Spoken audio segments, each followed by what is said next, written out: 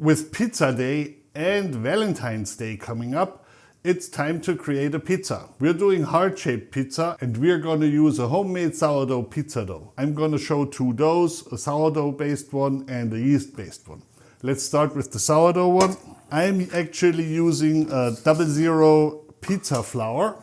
The 00 in Italian flour nomenclature simply designates how fine it is ground, and 00 is a very finely ground flour. So it has nothing to do with gluten content or anything like that. However, a 00 pizza flour usually is like a bread flour. Still, you could substitute an all-purpose flour or a regular bread flour for it.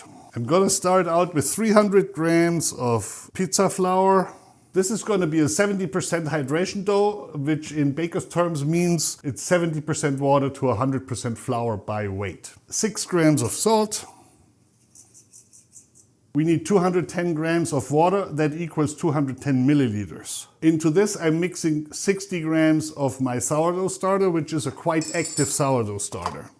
If it's a very cold day where you are, use a little bit more. If it's a very warm day, use a little bit less. I'm just stirring this to incorporate the sourdough starter and make it a nice slurry. And now we're just dumping our sourdough slurry into this. I'm using one of these dough hooks. They're really useful tools if you're working with dough every now and then. I'm finishing this by hand until I have no dry bits left. Once you have everything combined, add about a tablespoon of olive oil and work that in. The dough will turn really smooth now, and of course it will stop sticking. Cover it up, set it aside for half an hour to an hour. Let's move on to the regular pizza dough. We'll start with activating the yeast. A little bit less than a teaspoon of active dry yeast and a teaspoon of sugar. And now add 200 milliliters of tepid water. Stir to combine.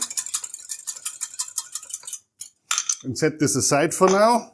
And let the yeast start doing its thing. I continue with the dough. We need 300 grams of pizza flour. Of course, again, you can substitute with bread flour or all-purpose flour. Again, we need 6 grams of salt. With all bread type recipes, and a pizza is essentially a flatbread, you use about 2% salt by weight of the flour. Again, I'm mixing this up.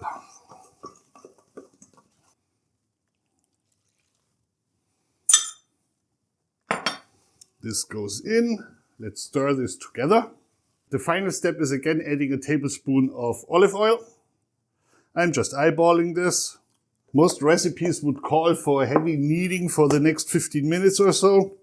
I'm not doing that, simply because if you ferment the dough slowly, and it takes 8 to 12 hours, which is what we're going to take here, the gluten will form on its own. Again, cover it, set it aside on the counter for half an hour to an hour. This is about an hour later, and essentially it's the same thing as baking a sourdough bread. I'll put a link to that up here. The procedure is always the same. So let's start with the sourdough. You use a wet hand, you dig in under. This dough isn't very sticky because of the oil. It is kind of soft though. So you just pull this out, and as you can see it's very stretchy. And I'm just folding it together several times. Instead of doing the stretch and folds, I'm doing a stretch and roll. So I pull and roll a little, and pull and roll a little. Just like pulling and rolling, I do this crosswise, actually strengthens the dough. And after only a few iterations, you can already see how this firms up. See, after like the third iteration, I can't almost stretch it anymore. Considering what it looked like 2 minutes ago, this is a nice firm ball. Put that back in. Now for the regular yeast dough, it's puffing up quite nicely. I'm still doing the same thing. I do a few stretch and folds, and I'm doing stretch and rolls. The fermentation process of this is a lot quicker than the fermentation process of the sourdough. I'll do one more iteration and then this goes into the fridge until tomorrow. This is the sourdough. As you can see, it's not sticky. It's nice and elastic. This is the kind of dough you want for a pizza. All it has to do now is ferment overnight. I'm not gonna ferment this in the big bowl here because I don't have the space for it. I'm just gonna put this into a Ziploc bag. A little bit of oil. This is dough number 1. Let's take a look at the second one. This one is also nice and elastic. It's a little bit more puffy than the other one because yeast simply acts a lot quicker. do a few folds. You can seal them and put them into your fridge overnight. Today it's time to make the pizza. I'm gonna put little salami hearts on my pizza. First I'll show you how to make the salami hearts. You could just fold a slice of salami and just cut it out. I wouldn't try to do that with a knife. Use kitchen shears. Cut the top here and go in a little bit more straight on the bottom. Fold it back up, and there you have a perfectly nice heart-shaped piece of salami. Of course, there's another way to do this, which is a little bit more efficient. I'm just using a metal cookie cutter. It will not really cut this, so you lean on it. And then once you're on the board, you turn it around and push, because this is not a cutting surface and salami is kind of stringy. See? There. So now you can push the stack down, and there you have an entire stack of nice little hearts. And that's how you make little salami hearts for your pizza. This is the sourdough pizza dough we made yesterday. Pull this out of the fridge about an hour earlier so it gets up to room temperature, or at least close to that. Most recipes I found online will make a large heart-shaped pizza. I find that kind of boring, to be honest. So for Valentines, I would actually make small pizzas, so you can have 2 or 3 of them, depending on how small you want to go. I'm thinking maybe tortilla size, huh? So I'm cutting my dough into smaller pieces, and usually I'm throwing some flour onto my work surface so that I can push some in if I need flour. After you cut off these like dough balls, you want to dust them with flour and press them into a disc. Set aside, let rest, move to the next one. Here I have my regular yeast dough, and I'm gonna make little balls of that too, and also shape those out as disc.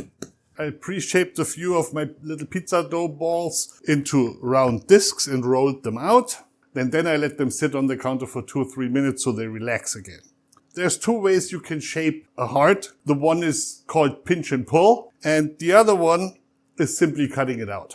You try to stretch it a little bit into a triangular shape.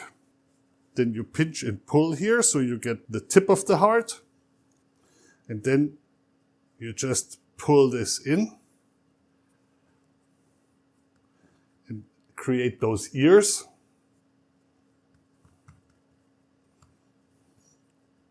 And there, I would say that is a pretty decent heart shape.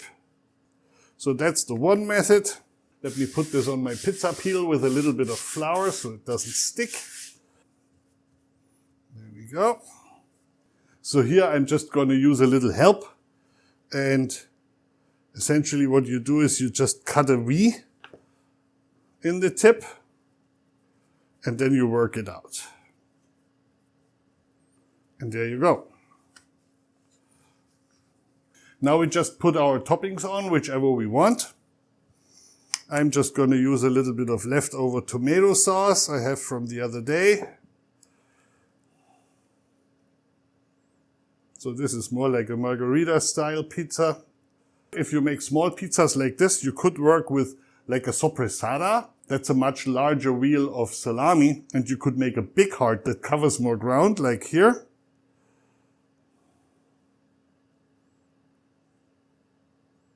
There. Sprinkle with cheese. Now they go into the oven at 500 degrees for a few minutes until they're cooked. Personally, I think the cutting method works a little better. And after a while of trying, you actually figure it out. So you pull a little here, shape this roughly into a triangle, and then you just take it by the ears, shake it. Shake it, shake it, shake it. And we already have roughly a heart. And now we just cut into here.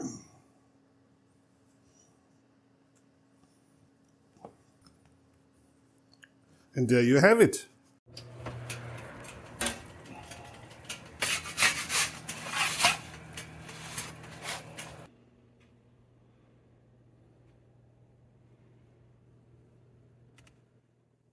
Let's see how they turned out.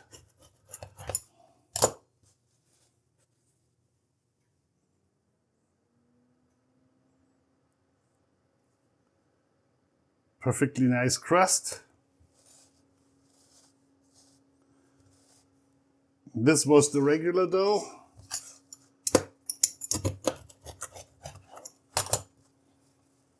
This is the sourdough. Not much of a difference, but the flavor will be entirely different. Now let's see how those turned out.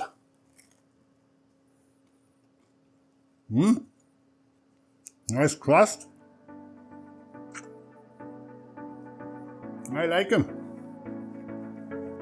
And this is how you make heart-shaped pizza for Valentine's. Enjoy!